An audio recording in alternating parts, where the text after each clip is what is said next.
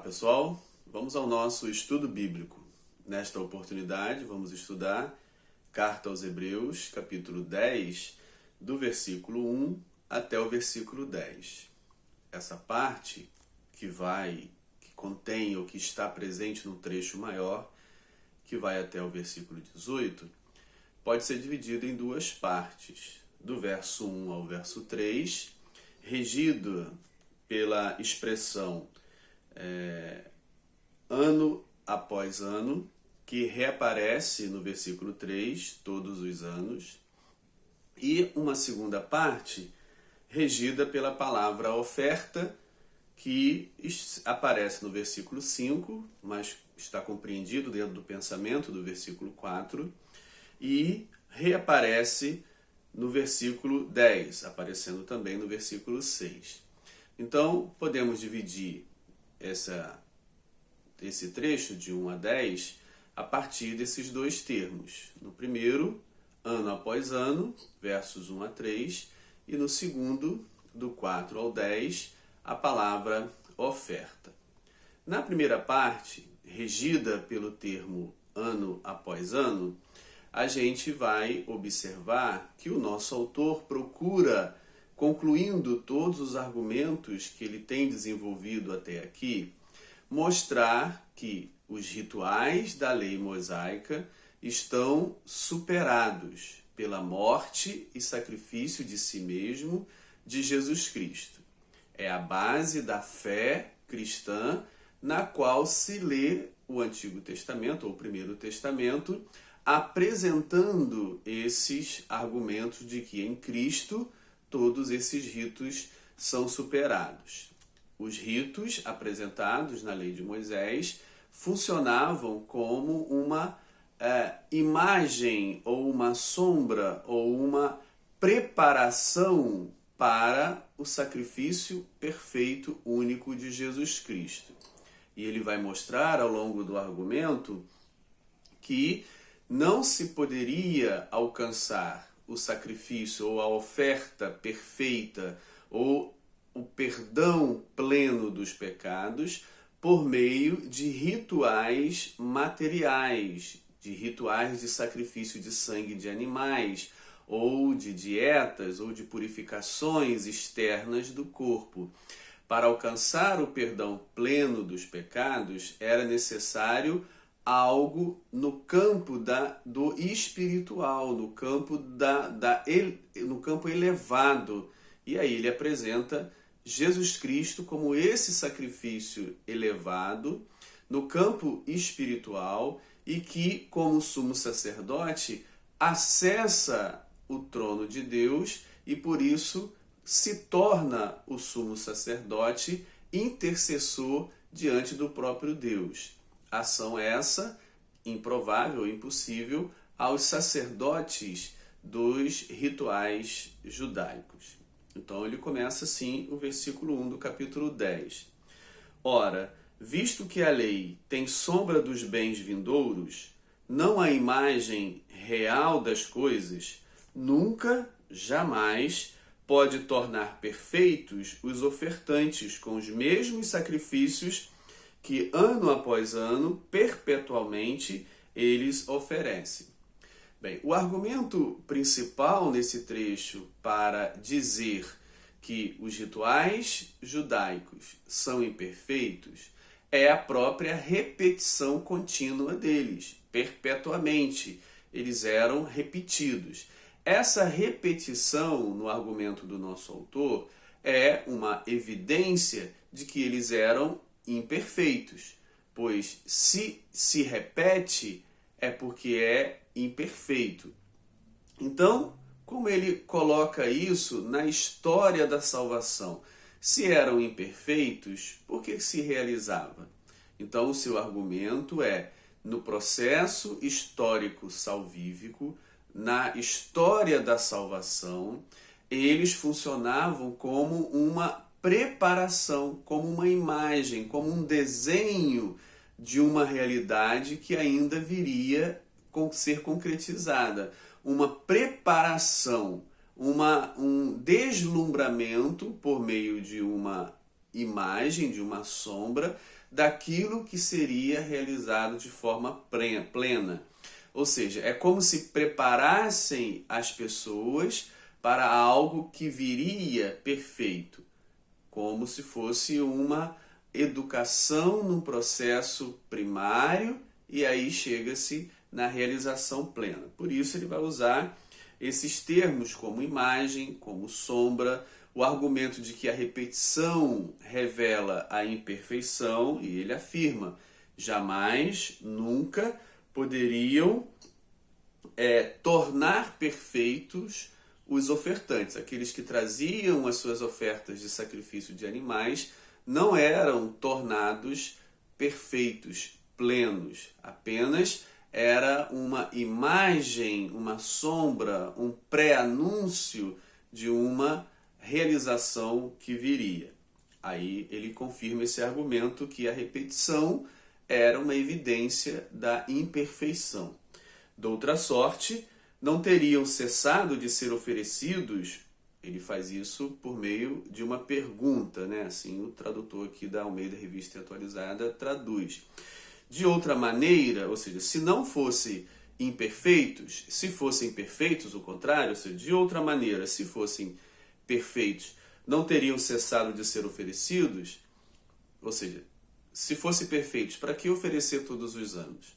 Então esse é o argumento que ele levanta agora por meio dessa pergunta. De outra maneira, ou seja, se fosse diferente do que eu estou dizendo, não teriam cessado de ser oferecidos, porquanto os que prestam culto, tendo sido purificados uma vez por todas, não mais teriam consciência de pecados? Ou seja, se aqueles que fossem, aqueles que ofertavam, tivessem sido plenamente purificados, por que repetir no ano seguinte ou nas próximas vezes? É claro que um leitor mais atento poderia argumentar com o nosso autor. Mas os sacrifícios realizados, por exemplo, o ritual de expiação anual, que é o que ele tem aqui em mente no seu argumento, era oferecido pelos pecados passados, cometidos até aquela data, e que, naturalmente, pecando de novo, teria que ser oferecido de novo. Então, alguém mais atento poderia argumentar com o nosso autor. Mas não se referiam à questão dos pecados já cometidos, e se cometesse de novo não precisaria de outro sacrifício? Bem, como é que o nosso autor vai responder esse questionamento, que não está no texto, mas qualquer um, numa certa lógica, poderia dizer: mas você está dizendo que eram imperfeitos porque eram repetidos.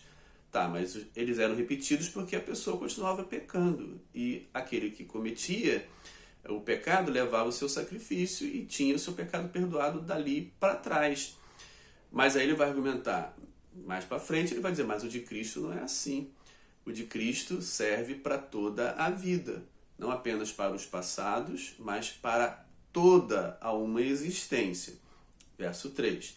Entretanto, nesses sacrifícios faz-se recordação de pecados todos os anos. Bem, então, o seu argumento para essa pergunta implícita de que era repetido porque cobria os pecados cometidos até aquela data, é respondida, mesmo que não haja expressão clara aqui da argumentação, mas, como eu disse, é uma argumentação lógica de qualquer um que lê com atenção. Ele vai dizer: não, esses sacrifícios, na realidade, eles não cobrem os pecados, mas eles faziam recordações dos pecados todos os anos. Eles faziam lembrar, eles traziam à memória os pecados cometidos e não os remia completamente, mas trazia a lembrança. Então, aqui, a partir do raciocínio do nosso autor, fica estabelecido esta tese dele, de que os sacrifícios, principalmente o anual da expiação, não cobria, não tornava o ofertante aperfeiçoado, mas apenas fazia recordação, trazia à memória, lembrava o ofertante os seus pecados, mas não os tirava, mas não os purificava. A partir desta tese, desse argumento, é que ele então caminha na sua apresentação de que o de Cristo, sim, tira o pecado, não é para trazer a memória, e aí ele vai citando Jeremias lá no capítulo 8, dos seus pecados, jamais me lembrarei. Uma oposição de que não há recordação, memória contínua dos pecados, que é o argumento que ele usa aqui. Eles eram repetidos e na repetição não se purificava plenamente o ofertante, mas trazia à memória os pecados cometidos. E aí ele finaliza essa primeira parte: todos os anos isso era recordado, isso era lembrado, mas não era tirado.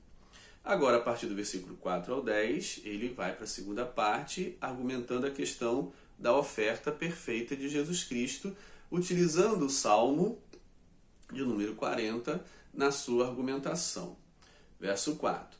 Porque é impossível que sangue de touros e de bodes remova pecados. Mais uma vez, retoma a ideia da sombra, ou seja, aquilo que é material, o sangue dos animais, não pode atingir a consciência humana, aquilo que é interior no ser humano, porque a origem do pecado no ser humano está no seu interior, na sua mente, naquilo que não é palpável, naquilo que não é visível, na sua parte imaterial. É lá no seu coração, como metáfora que Jesus utilizou, é que saem os pecados, que eles são formulados. É na mente, é no seu interior, na sua consciência. Então, esses rituais materiais, o sangue dos animais ou qualquer outro tipo de ritual externo, não alcança o homem no seu interior. Por isso, ele vai repetir aqui como máxima: é impossível que sangue de touros e de bodes remova pecados. Aquilo que é interior não pode ser tratado com aquilo que é exterior. Esse é o seu argumento. Versículo 5. Por isso, ao entrar no mundo, diz. Aí ele vai citar o Salmo de número 40, o trecho dos versos 6 ao 8, dando a Jesus a locução do Salmo. Ou seja, ele vai ler o Salmo, principalmente esse trecho do 6 ao 8, que aqui é citado, e vai apresentar-nos Jesus como aquele que fala no Salmo. Ou seja, essa é a interpretação, essa é a hermenêutica que ele faz. O salmista, quando fala lá no capítulo 40, ele diz, é Jesus quem está falando, o interlocutor é Jesus. Então ele diz, por isso, ao entrar no mundo, diz, Jesus entrou no mundo. E ele toma então as palavras do Salmo como sendo as de Jesus. Sacrifício e oferta não quiseste, antes corpo me formaste. Não te deleitastes com holocaustos e ofertas pelo pecado. Então eu disse, eis aqui estou, Jesus, a fala é de Jesus. No rolo do livro está escrito a meu respeito, para fazer, ó Deus, a tua vontade. Depois de dizer, como acima, sacrifícios e ofertas não quiseste, nem holocaustos e oblações pelo pecado, nem com isso te deleitastes, coisa que se oferece segundo a lei, então acrescentou, eis aqui estou para fazer, ó Deus, a tua vontade. Vamos parar por aqui. Bem, então, em primeiro lugar, a gente observa que ele coloca as palavras do Salmo na boca de Jesus. E ele vai sempre utilizar esse argumento no sentido histórico, no sentido da sucessão histórica dos tempos. A lei está no determinado tempo, momento. E aquilo que é dito após a lei é entendido pelo nosso autor como uma correção ou alteração. Enquanto na lei de Moisés estabelece os sacrifícios, os ritos para a remissão de pecados, ele vai citar o Salmo que é posterior, que é escrito muito tempo depois, para mostrar, e esse Salmo serve muito bem para o seu argumento, e isso é bastante original, porque nenhum outro autor do Novo Testamento utiliza este Salmo nos seus argumentos sobre Jesus e o seu sacrifício. Só ele utiliza, então é bastante original. É próprio desse autor, seu esforço exegético que leva a citar esse salmo que é perfeito para ele, né, para o seu argumento, de que o próprio Jesus, na figura do salmista, fala muito tempo depois de Moisés, dizendo, sacrifício e oferta não quiseste. Ou seja, como se Deus, muito tempo depois da lei de Moisés, não quer mais os sacrifícios. Diz que eles não funcionam. Verso 6, não te deleitastes com holocaustos e ofertas pelo pecado. Isso não agrada a Deus. Bem, então, numa questão histórica do desenvolvimento do tempo, na lei é estabelecido os holocaustos e sacrifícios, mas no Salmo, muito tempo depois, isso é, de uma certa forma, revogado. O nosso autor utiliza muito os salmos e os profetas para mostrar no desenvolvimento histórico que os profetas estão na frente da lei, no sentido do tempo, os salmos também estão na frente da lei, no sentido do tempo. E que isso significa uma atualização, ou uma alteração, ou uma mudança na forma como Deus vê as coisas, ou da forma como os homens, ao apresentarem as coisas diante de Deus, são imperfeitos e vai se modificando. Então, o seu argumento de que o Salmo desconstrói os ritos da lei serve muito bem para ele, na medida que ele coloca o falante do Salmo, né, o Salmo, aquele que fala no Salmo, como sendo uma profecia do próprio Jesus falando. Há uma alteração que a gente pode perceber, se você for ler o Salmo de número 40, versos 6 a 8, você vai perceber que a segunda frase está diferente na sua Bíblia, pelo menos na Almeida Revista Atualizada, que segue o texto hebraico, está diferente, né? Não é exatamente isso que está lá. Por exemplo, Salmo 40, versículo 6, sacrifício e ofertas não quisestes, tal igual aqui em Hebreus. Mas a segunda frase, abriste os meus ouvidos, está diferente aqui de Hebreus, que diz, antes corpo me formaste. A expressão abriste os meus ouvidos é uma expressão metafórica para indicar a obediência, a aceitação dócil do homem em relação à vontade de Deus. Isso pode ser confirmado em Isaías capítulo 50, versículo 5. Leia Isaías 50, versículo 5, você vai encontrar a mesma expressão lá, e lá fica mais claro de entender a metáfora, que significa aquele que aceita a vontade de Deus. Então, da onde o nosso autor tirou a frase antes corpo me formaste?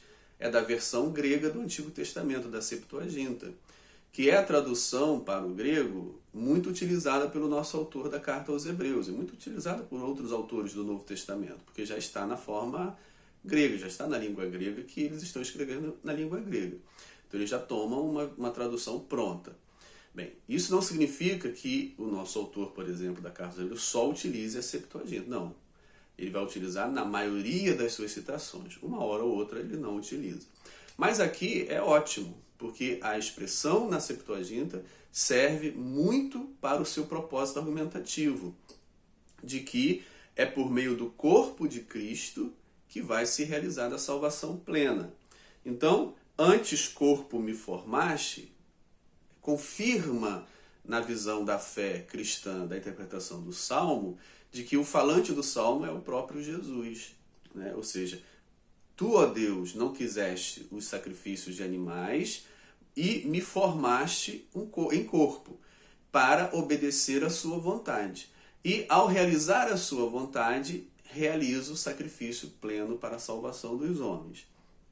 Então, é essa a razão pela qual o nosso autor escolhe essa frase da Septuaginta em detrimento da hebraica, que é uma expressão metafórica para, de uma certa forma, dizer a mesma coisa, ou seja, aceito a tua vontade, obedeço a tua vontade, eu realizo a tua vontade. Abriste os meus ouvidos, tem esse sentido. Aqui vai mais para o corpo, fazer-me corpo, porque se encaixa mais na fé cristã a respeito da encarnação do Filho de Deus como homem, como ser humano, habitando entre nós. E aí, ele vai dizer sobre o rolo do livro está escrito a meu respeito, como eu disse, a parte é a Bíblia que ele está se referindo, ou toda a Bíblia, mas especificamente os Salmos e os Profetas, que são os textos que ele utiliza para argumentar contra aquilo que foi estabelecido muito antes dos Profetas e dos Salmos na lei de Moisés, mostrando então uma certa alteração, atualização que vai chegar até Jesus Cristo. E aí ele acrescenta, né, no versículo 9, isso porque no versículo 8 final, coisas que se oferecem segundo a lei, ou seja, aquilo que está segundo a lei de Moisés é revogado no Salmo e nos profetas como Jeremias, que ele citou no capítulo 8 e vai citar mais agora na frente. Aí ele conclui, remove o primeiro, aqui estou para fazer a Deus a sua vontade. Então Jesus é esse que foi formado em corpo para fazer a vontade de Deus.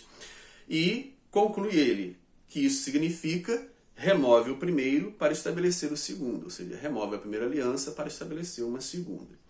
Nessa vontade, e aí a gente percebe que antes corpo me formaste para fazer a tua vontade, eis-me aqui para fazer a tua vontade. Nessa vontade, nessa ação de Jesus em obediência a Deus, é que temos sido santificados.